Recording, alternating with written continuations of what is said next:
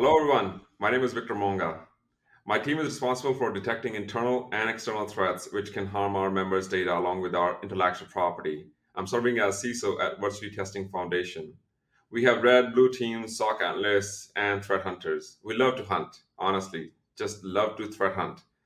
Because of that, we partner with the US government on various projects such as digital forensics, malware detection, and offensive security. Our friends at three-letter agencies partner with us on bringing the cybersecurity workforce gap really short and hopefully remove it eventually. At VTF, our mission is to offer cybersecurity and non-technical career paths. Today, with me, I brought the prestigious and highly ranked US government officials, and they know zero trust and MITRE attack framework better than me. So, why zero trust today? In 2012, when we at Virtue Testing started looking at what do we need to do as far as goes to the change of strategy, and quoting my friend John Kinderberg here, the hallmark of zero trust is simplicity. We wanted to make things complex because we wanted to do security, but on the name of security, we were making things way too complicated. So we started looking at the journey where how do we make things simpler? How do we make things so simpler that we can start having the mindset of zero trust? It's not a product, it's not a solution, it's not a blinky box that you can buy it and we can achieve zero trust. It's a mindset, it's a living journey. With that, today, we also want to talk about a MITRE attack framework. And that again, after 2015, we wanted to start looking at what other the APT groups that actually uses that actually come in with all the stages of the kill chain and exfil the data, that intellectual property, the crown jewels that we are trying to protect. So combining those two together, zero trust and MITRE attack framework, this conversation is going to be very helpful. This conversation is also going to be very helpful for those who are serving the US government or actually contractor with the US government. With that, I'm going to pass it on to my good friend, Jonathan Reber. Hey, great. Thanks, Victor. Really appreciate it. So my name is Jonathan Reiber. I'm the Vice President for Cybersecurity Strategy and Policy at ATT&CK. We are the industry's leading breach and attack simulation provider for automated security control validation. And we leverage the MITRE attack framework to conduct automated testing at scale in production and against multiple threats to validate your defense effectiveness. I'm also a national security professional. I spent 8 years in the Pentagon, including as a speechwriter and chief strategy officer for cyber policy, where I wrote the first and second national cyber defense strategies of the United States under the leadership in the latter part of Major General John Davis, who I am extremely pleased to have join us here today. Hello, John. Hey, Jonathan. John Davis, he's so humble that you would never know that he's jumped out of more airplanes than there are years in the history of the United States as a special operations leader in the U.S. Army. He's the vice president today. Well, today he's the vice president for the public sector at Palo Alto Networks, where he expands cybersecurity initiatives in every facet of the industry and does global public policy with the international public sector around the world, helping governments and organizations, but really right now, mostly governments all over the world, to better defend themselves against cyber attack. And there's really no one more qualified for that. He was the senior military advisor for cyber for the Undersecretary of Defense for Policy when we served together, and he was the Deputy Assistant Secretary of Defense for Cyber Policy Acting when we were in the Defense Department from 2012 to 2015. And he held a lot of leadership positions in special operations, cyber, and information operations, including at the beginning of U.S. Cyber Command, working with General Keith Alexander many years ago. He's got a master's in strategic studies from the U.S. Army War College, a master of military art and science from the U.S. Army Command and General Staff College, and a bachelor's from this university in upstate New York you may have heard of called West Point. So, John, thank you for joining us, and it's great to see you. Well, thank you, Jonathan. And it's great to see you, my friend. And thanks also to Victor for inviting me to join you today. With an introduction like that, Jonathan, I'm not sure there's much left for me to say about myself, other than that it's been a real pleasure after serving 35 years in the military. It's been a real pleasure to be at Palo Alto Networks for the past 7 years And basically, what I do is try to help leaders and other organizations, both in the public sector as well as in the commercial sector, solve their toughest challenges when it comes to cybersecurity. And I'm honored to join you here today for what I'm sure will be a fascinating discussion. With that, I guess I can pose the first question to both of you. What changes have we seen in the cyber threats as well as in our cybersecurity posture in the time since you both have served in Pentagon between 2012 and 15? We always have liked to say that the cyber threat has been a growing concern to those involved in national security for a long time now. And I think that's still true. I think it's getting more sophisticated, getting more automated, leveraging more advanced analytics as both nation states and non-nation state types of threats. But I think today it's gone into not just national security, but economic stability and even public health and safety concerns on a grand scale. When you look at things like ransomware, for example. Um, I mean, we're all familiar with some of the biggest cyber threats that we face today as a global society, ransomware being one of them, but also industrial control system attacks, which impact our critical infrastructure. There are all kinds of vulnerabilities that continue to be exploited for various purposes. And even supply chain has become a kind of the one of the topmost cyber threats or cyber related threats that we've been dealing with for some time now. And you take a look at an event like SolarWinds. That was a very sophisticated supply chain type attack in terms of how it began. And and if you look at Palo Alto Networks threat intelligence organization, Unit 42, they'll tell you that still the biggest challenge that we see in the world today is business email compromise, one of the top threat vectors that our teams deal with on a daily basis. So all these threats are, they continue to be important. The scale and the speed at which they operate, I think, continues to cause significant challenges for all of us, whether you're talking from a personal perspective, a business perspective, or you're involved in government functions. Email is the sort of tried and true method that keeps being used. It's cheap and cheerful and a way for intruders to break in over and over and over again. It's interesting. When we think about John and I have been doing this now long enough that we can put on our historian hat with some ease.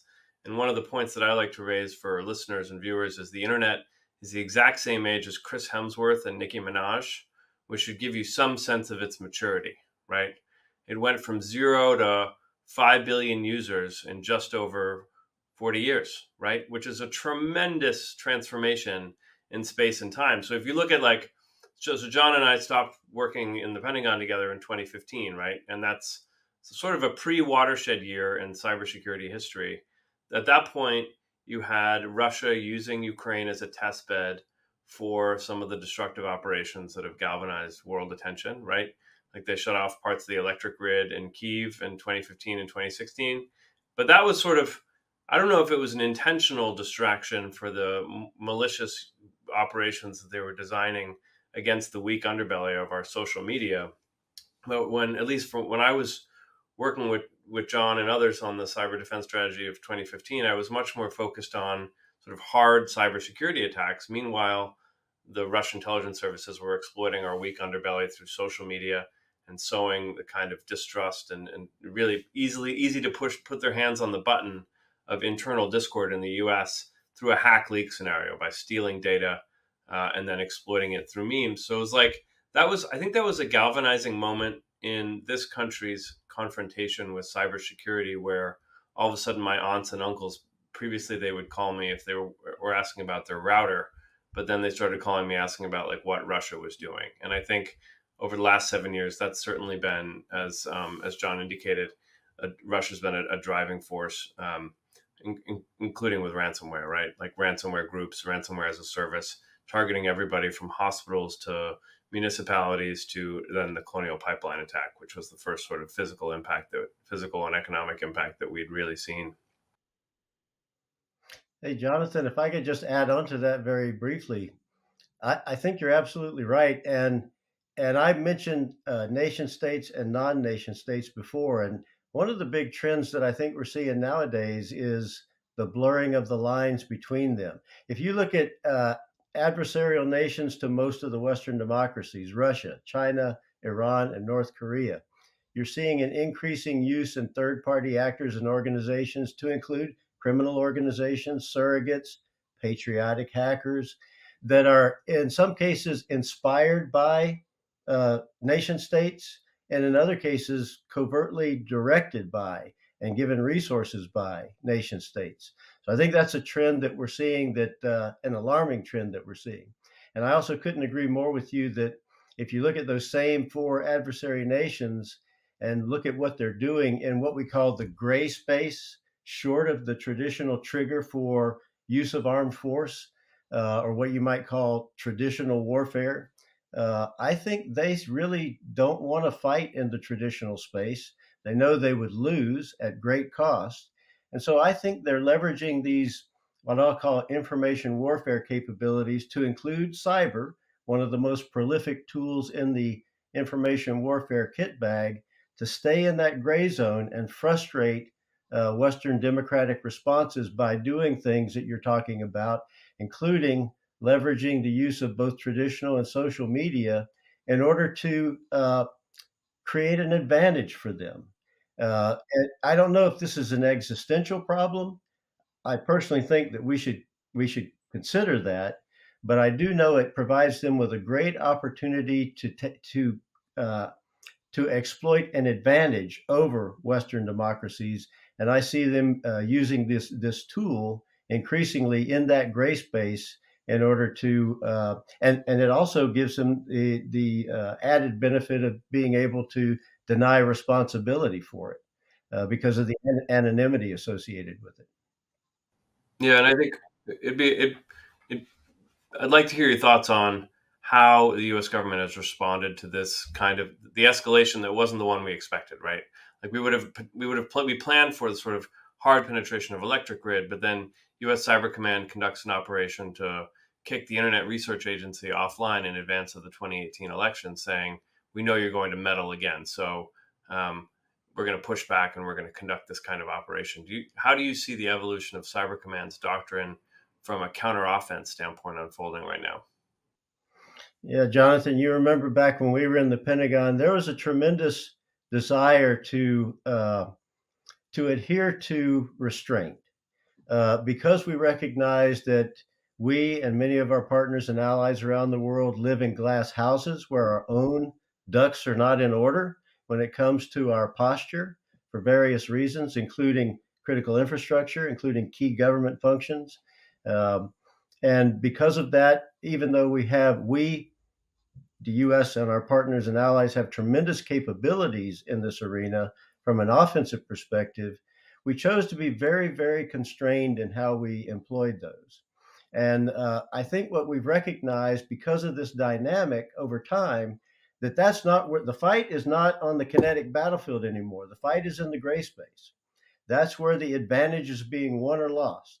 And I think as a result of seeing that, the posture now, if you look at the DoD posture, for example, in cyber, it's one of defend forward and persistent engagement. And that doesn't necessarily mean that we're warmongering.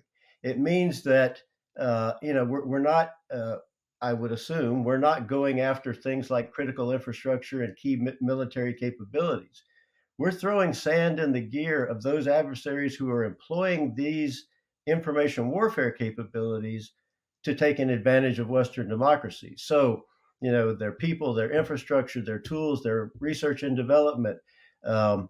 That is where I think we are postured to continually watch and try to prevent something before it impacts us. And it's something that has catastrophic consequences in the U.S. or with one of our key allies. There are questions here about the use of offensive weapons, but I think for our purposes, one of the other good developments that I've seen since we left the policy space in 2015 is in fact the adoption of zero trust, and really the focus. You've seen MITRE ATT&CK, which was published that year. It was previously the sort of the Lockheed Martin kill chain was what we'd been briefed on at that point, was this public discussion of like, what is the adversary doing? And there was this adoption between the intelligence community and Lockheed at that time to map out the attack chain. But in 2015, we saw MITRE ATT&CK get published. It's for the first time. I consider it like a periodic table of threat behaviors, and the defender can now talk about what the adversary is doing and how they're operating, which gives defenders an advantage, right? The work that y'all have done at Palo Alto in your intelligence unit has been transformative for communicating with the public. But then we've also seen this adoption of zero trust accelerated by the SolarWinds attack, which was very much an articulation of lateral movement, right? The initial mode of compromise is this brilliant maneuver where they co-opted SolarWinds, and then they send this injection through in a Trojan horse update that then allows the malware to be distributed across hundreds of thousands of victims. But then once the malware's out, they move laterally, the intruder moves laterally throughout the environment to gain access to what they want. So I think it'd be interesting to talk for a minute about the evolution of defense as you've seen it over the last 7 years as well. Yeah, I would say that, in putting this in the context of zero trust, we used to trust the fact that if we had a strong perimeter, we could keep everything out. And that doesn't work.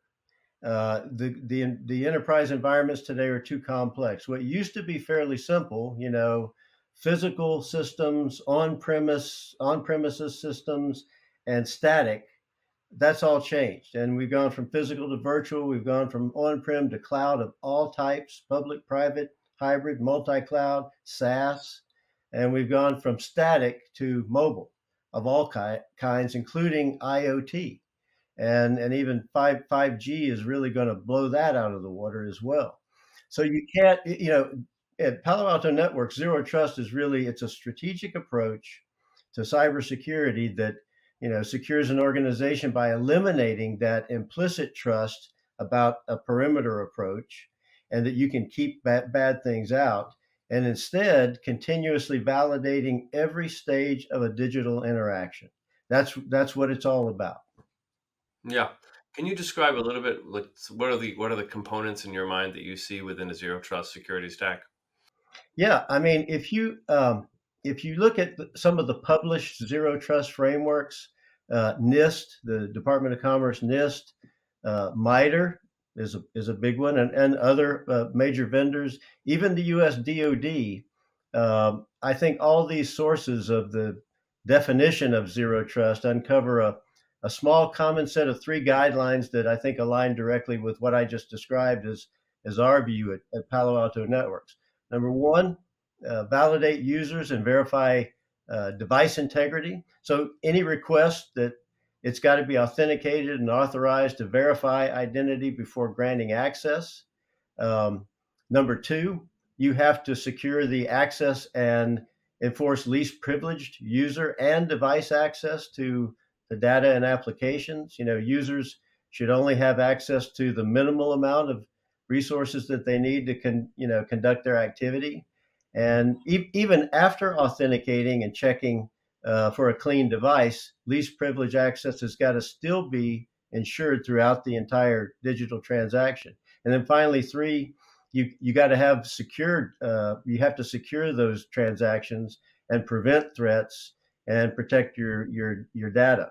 To prevent malicious activity, all the content exchanged has got to be continuously inspected to verify that it's legitimate, safe, and secure, and the transactions have to be fully examined to prevent data loss and attacks on the organization through malicious activity.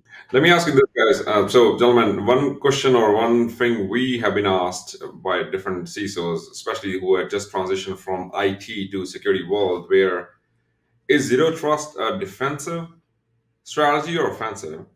And the way my view is, and I want to take your opinion on it as well, where zero trust, yes, that's more like defensive. That's where you want to know where your intellectual property crown jewels, and you want to put those controls around it, just the 3 pillars you just explained.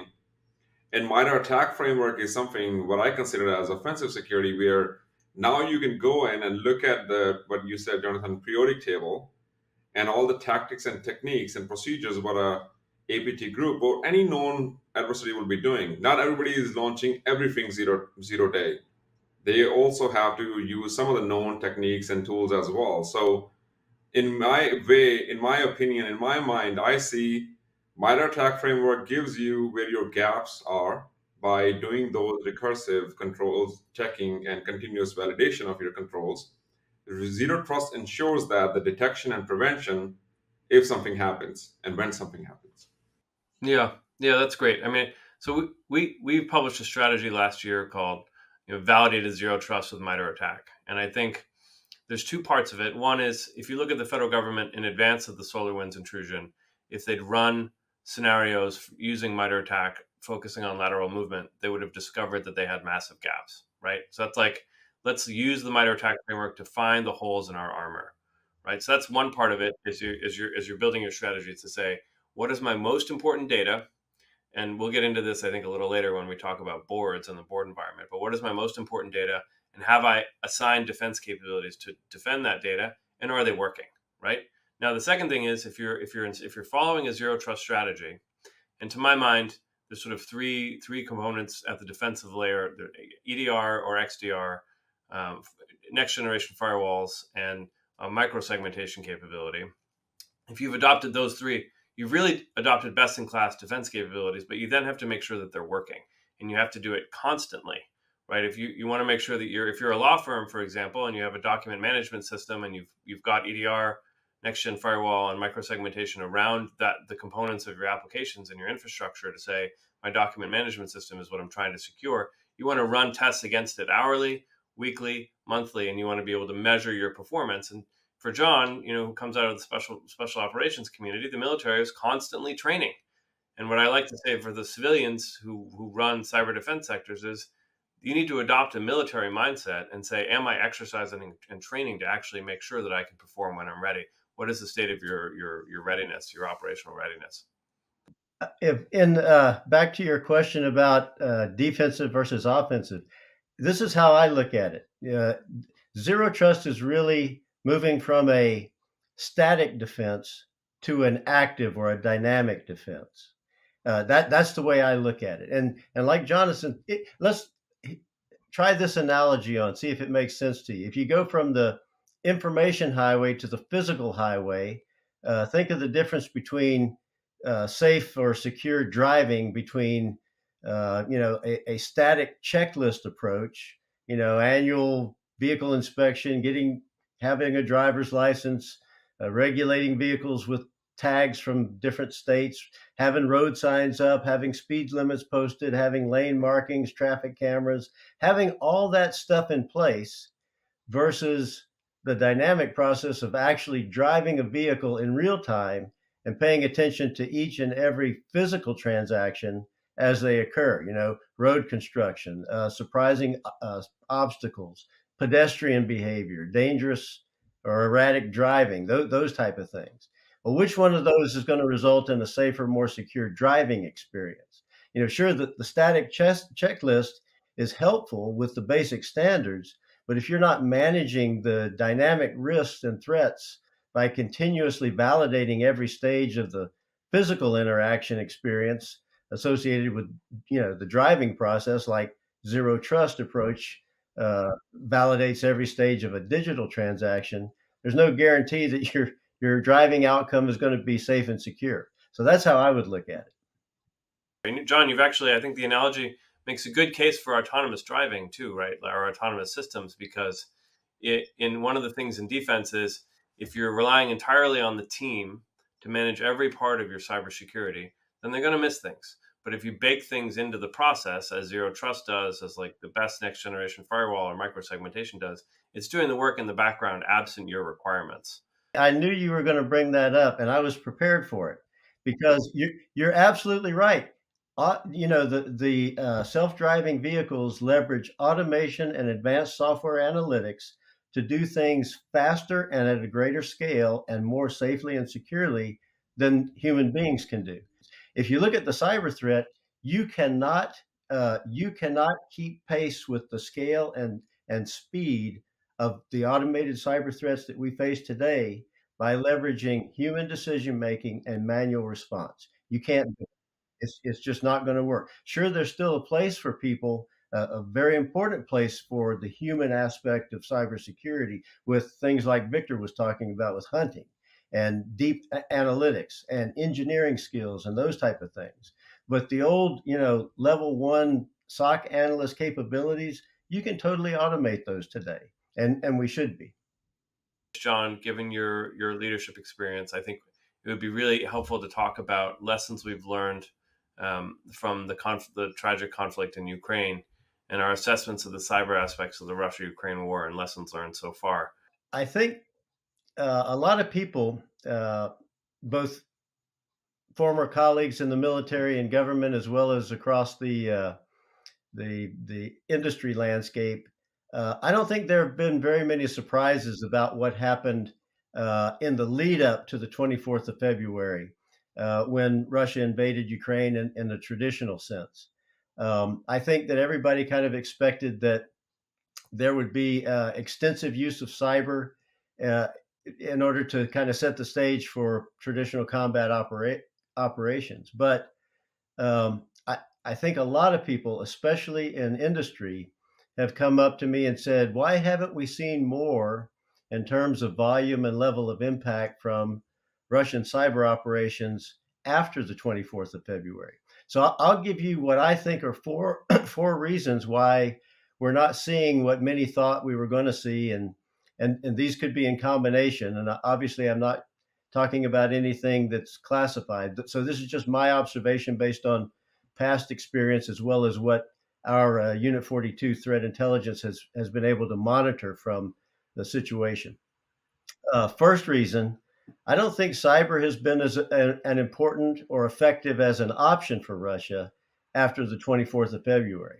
I think that while cyber operations provide our adversaries with that broad range of options in the gray space, short of traditional armed conflict that I was talking about, I think that range of options becomes much more narrow once the threshold has been crossed. Once kinetic operations begin, why are you going to rely on something where the probability of success or precise impact is less certain, and the effects may take an undetermined amount of time, when you can bomb it or shoot it with much more certainty in terms of both timing and impact? And there's also likely quite a bit more going on in the cyber realm than we may realize. Simply hasn't risen to the level, at least publicly, that I think many had expected.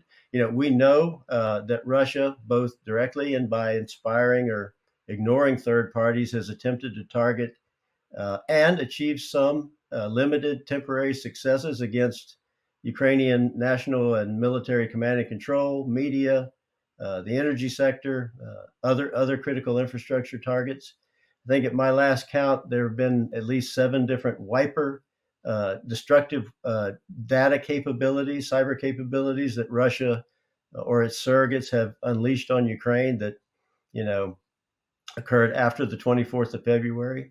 And in some cases, we've even seen Russia or its surrogates target some of the Baltic states that neighbor Ukraine and Russia. Therefore, I don't think it's not like Russia has jettisoned its use of cyber capabilities after crossing the traditional threshold of armed conflict. They're just not likely assessed by Russian decision makers as being as useful, and therefore they're not employed on the same scale as before the beginning of armed conflict. That could all change if things continue to go south, and they could scale them back up if need be. But I think that's the first reason. Second reason, I think, is Russia quickly became a tougher cyber target by becoming less vulnerable and more resilient to cyber attacks. There was a lot of rapid improvement in Ukrainian cyber defenses and steady sustainment, both immediately prior to and since the initial surge following the 24th of February. And I think that this has been something that it's made it more difficult for Russian cyber operations to be effective. And there are a lot of different reasons for this, but among the most impactful, I think, has been the surge of support in the form of defensive cyber operations capabilities from the U.S. and partner nation, including cybersecurity industry organizations, to Ukrainian authorities, as well as the sharing of cyber threat intelligence. from the U.S. and its allies and their commercial entities as well to those same Ukrainian authorities. One of the lessons we've learned, though, is that that was initially a problem for Ukraine because of their data sovereignty laws. So they were not allowed to store stuff in the public cloud. And that made the sharing of global insights as well as the sharing of capabilities that would leverage the cloud impossible. So I think the Ukrainian digital minister worked with parliament and they changed the law so that they were able to share that data in publicly available clouds for the purposes of cybersecurity. And that made that made them a whole lot more resilient and preventative in terms of what the Russians were trying to do. Third reason, and I won't go into a lot of detail here, but as I mentioned before, I think some monkey wrenches are being thrown into the Russian cyber operations gears. I don't have a high degree of confidence in that, but I suspect that with an approach that is forward leaning like we have, that once again, I'm not suggesting we're talking about holding Russian critical infrastructure at risk or doing anything escalatory or outside the law of armed conflict, even though NATO's not in conflict with Russia. I am suggesting that the US and the rest of the West, uh, even though we have a long way to go to get to the type of cyber defensive posture that we need, guess whose cyber defenses are worse than ours? Our adversaries. And so I think that, I think that is a factor. And then last, I don't think we've seen more cyber activity than many anticipated because Russians decision makers could be hesitant to increase the scale and impact of some of its cyber operations, considering the heightened sensitivities in an environment that might draw a more direct and kinetic engagement by NATO. So nobody knows where the red lines are, and I think that there could be some hesitancy with the use of cyber operations. And even though I don't have a lot of confidence in that one, if you look at what has been thrown at Ukraine since the 24th of February, much of that has been designed not to spread. It's been very specific and not spread in an uncontrolled manner. And that might indicate, I think that's kind of proof that there's concern about things spilling outside and drawing in a more direct confrontation with NATO. That's a great point. I think The Economist wrote what I thought was one of the best pieces about Putin's behavior in cyberspace, either like a week after the invasion or somewhere around that point, when the question was, why hasn't Russia conducted destructive operations against or any kind of escalatory operations against the West?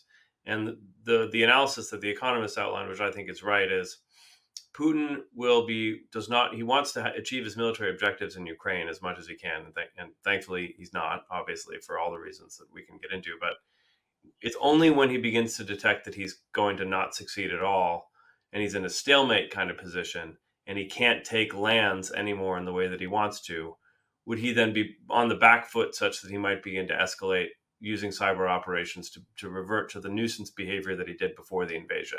So I continue to believe that when the Ukrainian conflict terminates, hopefully on terms favorable to the Ukraine and the West, that will be when we begin to see an escalation in Russia's cyber operations against NATO targets.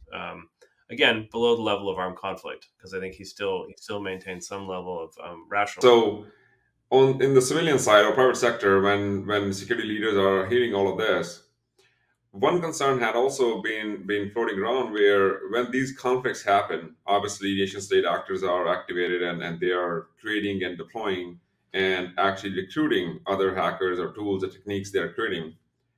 That does get to the point where now it's being resold for monetary purposes, which actually increases the inventory for what we need to defend against. Have you guys also seen that? Any trickle down of increase on tools or the malwares or ransomware groups or anything like that because of the conflict? That's a good question. I think I mean certainly there's a lot more activity in every area going on during a conflict, where there are a lot more people conducting offensive or defensive operations across a range of capabilities inside of cyber and outside of it, where there's just a lack of, that's the fog of war, right? Like there's elements of that go on. I think, let me, if I could, before we return to that, I think one of the things that was really interesting at the outset of hostilities that I think is a big lesson learned is how the technology sector around the sanctions, as sanctions unfolded to the tune of 300 billion against the Russian central bank, you saw Google and Apple and others just immediately withdraw their capabilities, right? There was zero question about the illegitimacy of the Russian regime or the war. And that meant that people in Moscow could not board the subway using Apple Pay. They couldn't pay for things like that all of a sudden. And so as we see that, and then concurrently in cyberspace, you had large organizations. Microsoft had an article published in the New York Times that was basically a press release about its behavior in cyberspace, the information it was sharing with the West, with the US government. There's this rallying of big tech to say we're going to combine against the adversary, and we're going to contribute our defensive capabilities within our terms of service, because we're not neutral. And Microsoft has come out and said, we are not Switzerland. We're not a neutral actor in this. We're standing with democracy.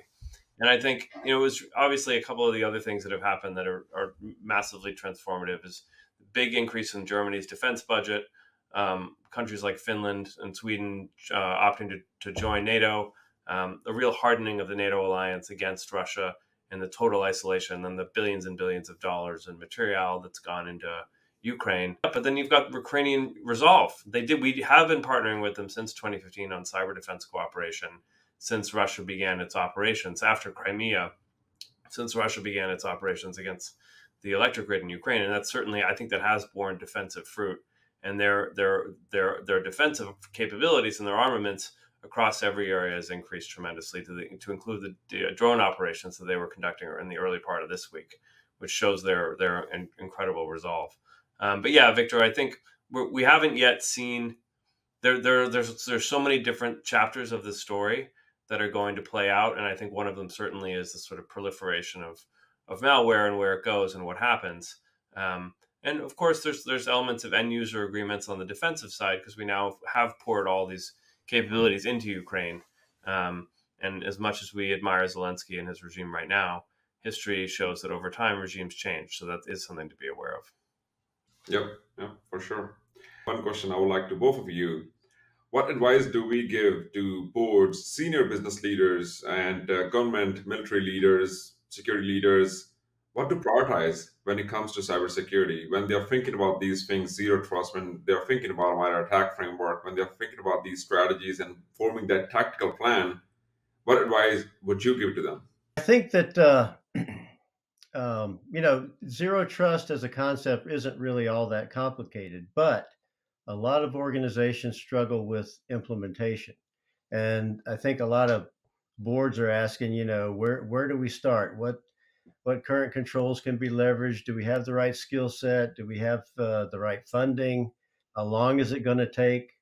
So that to me is why, in giving advice, I think that you tell an organization to be a zero trust enterprise, you got to take a comprehensive strategic approach to this. It's a journey. We hear that all the time, but it's got to encompass users, applications, infrastructure that spans identity, devices, workloads, access, and like I mentioned earlier, all each and every transaction throughout that digital process. But starting from the beginning, I think it can be broken down into three phases. One, visibility, and that's the discovery and asset identification. Number two, controls, security capability improvement. You got to put zero trust policies and controls in place by implementing a consistent set of security capabilities with continuous validation. And then number three, plans. Zero trust strategy implementation requires that you create both short-term and long-term goals, and you design your architecture and you continue to optimize it.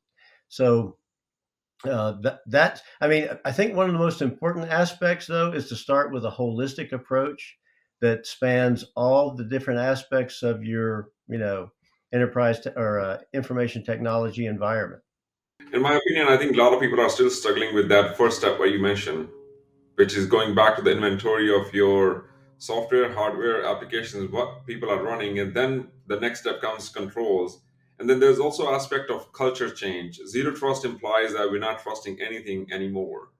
And IT also had that culture about 30 years ago where we started trusting people. When we give an access, when we give people some sort of, let's say, feature, product, or something to make their life better, their job better, they should be effective at their job doing this thing, we trusted them with the right things. So now taking that away is a culture change where a lot of security leaders are struggling because business want to make sure that they focus on business. Here, security comes in and telling them that we won't be able to trust all of this, and there's another hoop. So I think that also needs to be simplified, where we're not adding additional step for someone to complete their job. It still has to be transparent. If zero trust is actually stopping business to conduct their business, I think that approach is also wrong. Yeah, I mean, I think zero trust does take a level of adoption and cultural change. I think it depends on the provider. I think certainly like Palo Alto Networks has experienced this tremendous amount of success, and they're contributing to a zero trust architecture. But the levels of adoption for something like a next generation firewall or Cortex or EDR is less disruptive than other technologies that are tremendously important and successful for a zero trust architecture, but are perhaps more disruptive and require more cultural change. I think that's a very good point when it comes to, technology and product market fit. There's times when teams need to suck down more. No, I believe actually that it's okay for business to be for business leaders to take a bit of a hit in terms of their operations. Like we've learned from the scale of the attacks that we have to spend money if we're gonna be safe and secure, because it's going to get worse and worse and worse. There's the narrative that cybersecurity should be at least 10% of your IT budget.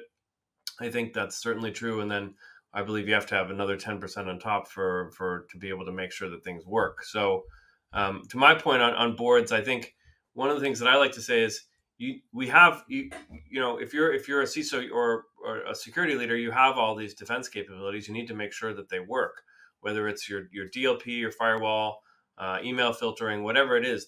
There's capabilities that you're going to have on day one.